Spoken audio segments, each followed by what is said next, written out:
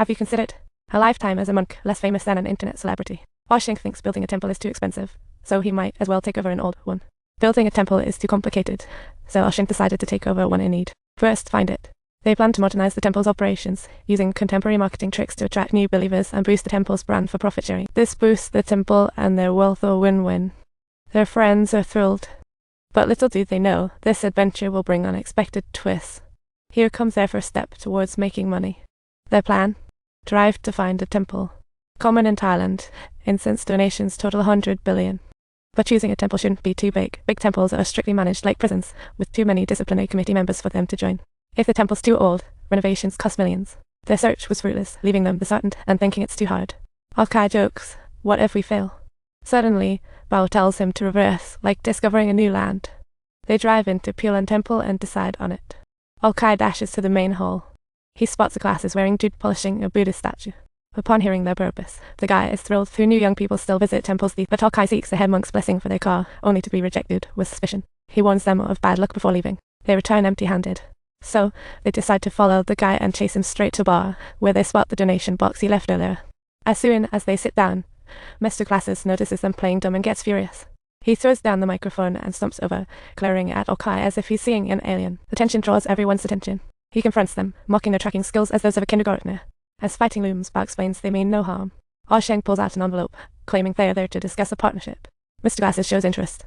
On hearing operation management, he laughs, doubting this rundown temple could attract anyone. Kai reveals the key to profit sharing. 1,500,000, and they'll be best buddies. Sheng jumps in, saying they can sign right away if he agrees. But Mr. Glasses casually raises the stakes, acting like he's at an auction. After some tense negotiations, Mr. Glasses takes them to see the head monk to explain their plan. Kai's all geared up with a PowerPoint to win him over. But the head monk interrupts, claiming he's too old, passing it to Mr. Glasses. Their plans are ruined. Negotiations conclude with a temple renovation plan, but Mr. Glasses says it'll cost a fortune. Unbeknownst to him, Sheng beams with joy. They're gearing up for renovations. Sheng sold stocks. The trio easily raises enough cash it's time to act. But then Mr. Glasses throws a wrench in the plans, asking how they'll get people to donate because incense money isn't so easy to come by. They freeze up for a second, but it's the perfect moment for a good announcement. If you're single, hurry up and find that hand to hold. Don't hesitate to ask for more. Find a partner on Handhold app. Keep up the incense donations. Actually, there aren't many festive days when people visit the temple, so raising awareness is a must, folks. This will attract tons of believers. Sheng suddenly brightens up, suggesting they find a celebrity spokesperson for the temple's promotions. Who knew temple donations could be thanks to Sheng and team? Pulan Temple's business booms with non-stop activities, drawing believers to donate generously. Even the temple's money tree sells out. Mr. Glasses does something legit. They even managed to score a sponsor, a local politician who wants to support 16 female monks. More female monks mean more followers. Sheng isn't worried and starts planning to expand by tearing down a few buildings for more nun homes. Kai stealthily transfers large cash from the temple to cryptocurrencies into his own account, a secret mission. With this scheme, they save 5 million, paying off the first interest and the loan.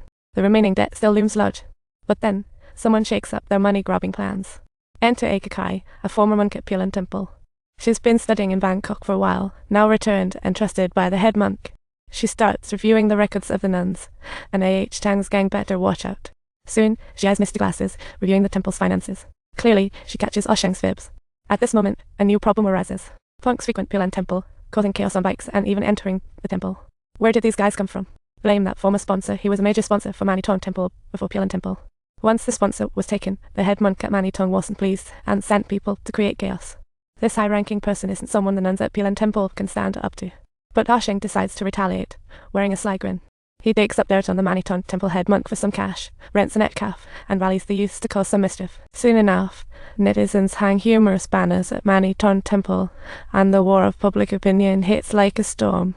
With the annual Buddhist festival approaching, Pulan Temple has a prime money-making chance. Sheng is planning a spectacular celebration. Believers can offer flowers, candles, incense, join release ceremonies, and kids can play in Sheng's amusement area. However, the grand ceremony attracts believers, tourists, and uninvited guests, the head monk for Maniton Temple.